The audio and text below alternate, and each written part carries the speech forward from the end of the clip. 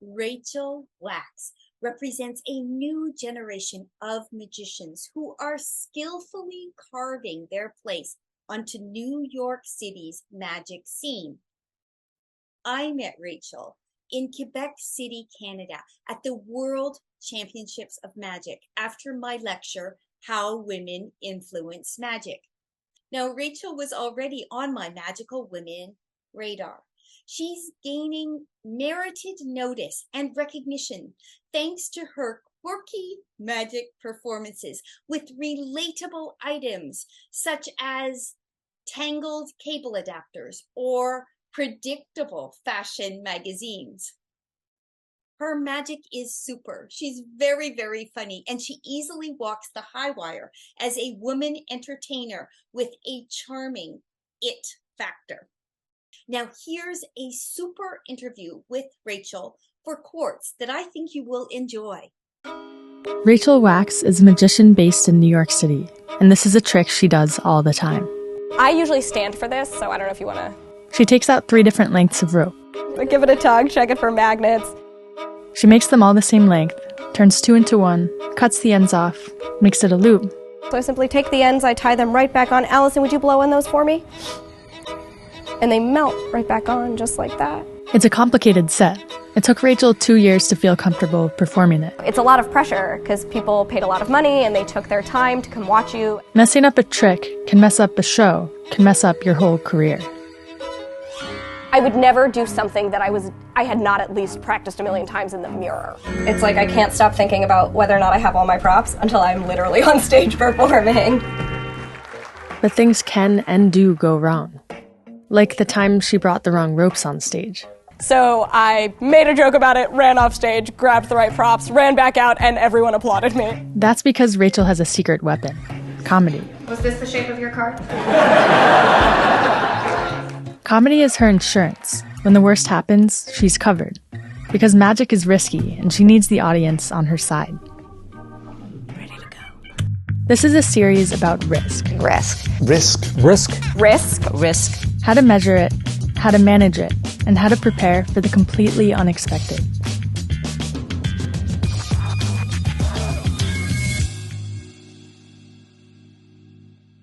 You know, risk isn't all bad, it's mostly good. And it is something that you can manage. That's Alison Schrager. She wrote this book on risk.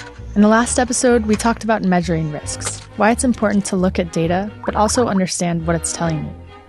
Once you know what you're up against, you can protect yourself. That's risk management. Any risk management strategy is meant to reduce the risk that things go wrong. But it's not just about reducing risk. It's also about striving for more. There are 2 key ways to do this: hedging and insurance. That's literally poker in a nutshell, is risk management. That's all you're doing. Annie Duke was a professional poker player for close to 20 years. She's also an author, public speaker, and has appeared on The Celebrity Apprentice. You're a poker player.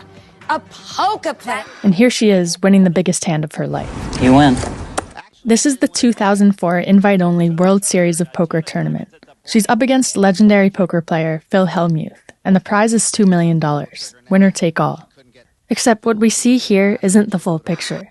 Annie didn't win $2 million, and that's because she hedged her bets. So a lot of times what people do is they'll make a deal with the other player. And so you're just sort of locking up part of the money in order to mitigate your risk. Before this hand, Annie and Phil met backstage, and they cut a deal. No matter who won, each of them would take home $750,000, and the winner would get the remaining $500,000. Hedging is de-risking, so it's giving up some of that upside. In exchange for that, you get rid of some of your downside. Annie cut down the total amount of money she could win, but she knew she wouldn't walk away empty-handed. It was worth the $750,000 to mitigate the risk, given the amount of money at stake and how much of that would be up to chance. The tournament is very often decided just on one big hand. She's won every freaking race. You can see that Phil's not thrilled, but he admits the $750,000 softened the blow. Hedging your bets in poker is where most of us have heard the term, but we all hedge. Think about your commute to work. Driving or public transport is usually faster, but there might be traffic or delays. So you decide to walk. Or for dinner, maybe you make your safe, reliable recipe, instead of going for a new challenge.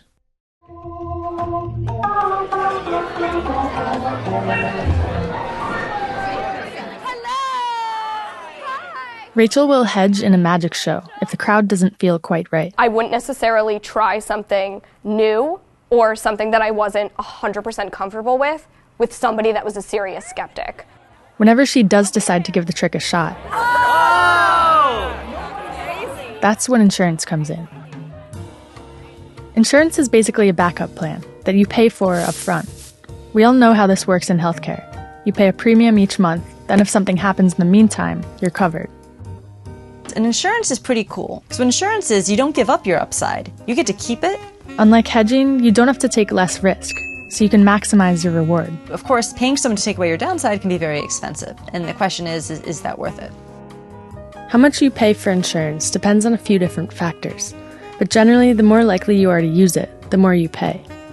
For Rachel, the chance that she'll need insurance depends on her audience. She's been doing magic since she was 15.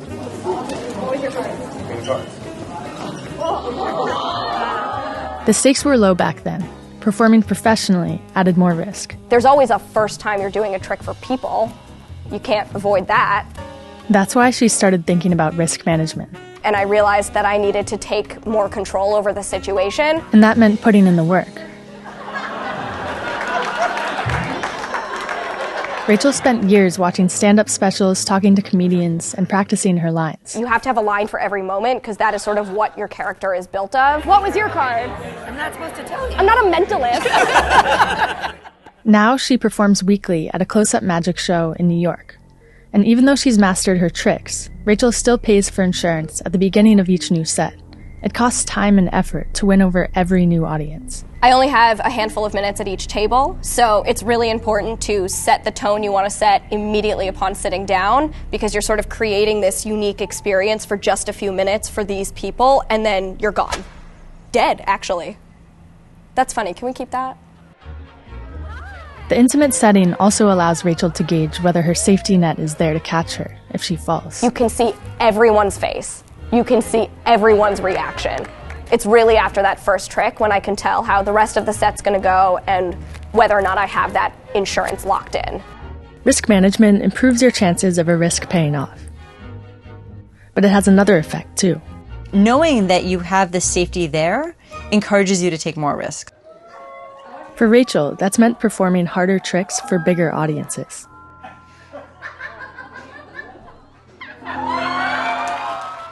But it happens all the time. Take surfing. In the late 80s, a surfer died after wiping out on a wave in Hawaii. After that, the lifeguard on duty started using jet skis for rapid medical attention and lobbied for their legal use in rescues. Now they're standard for the sport. Suddenly, surfers had an insurance policy, and they started chasing waves twice as high as before. But at the same time, less experienced surfers started getting riskier too. If they are surfing a wave they don't have the skill for, they need to be rescued, and that diverts resources and exposes the rescuers to risk.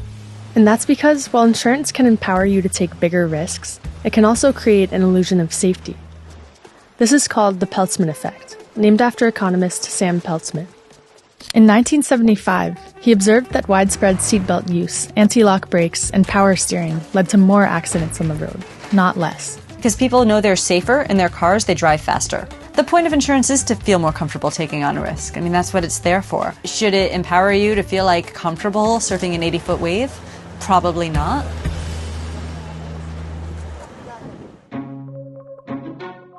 In the end, risk management is all about balance. I think that's the biggest thing that I've pulled from comedy is gauging who will find what funny and when to walk right up to that line and when to back up from it. Part of the appeal of watching magicians is experiencing the illusion of high risk from the comfort of your chair. The words I would use are awe-inspiring. 3, 2, 1. It feels like it's all up to chance, but Rachel's in control. That's because she has a pretty good idea of what could go wrong in her shows. She knows what to insure against.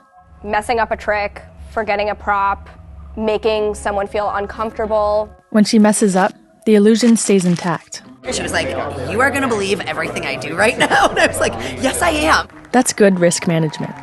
But then there are things Rachel could never even imagine happening. Lightning strikes the building. A wild animal charges on stage. The completely unpredictable requires a whole different approach, which you'll learn in the next episode.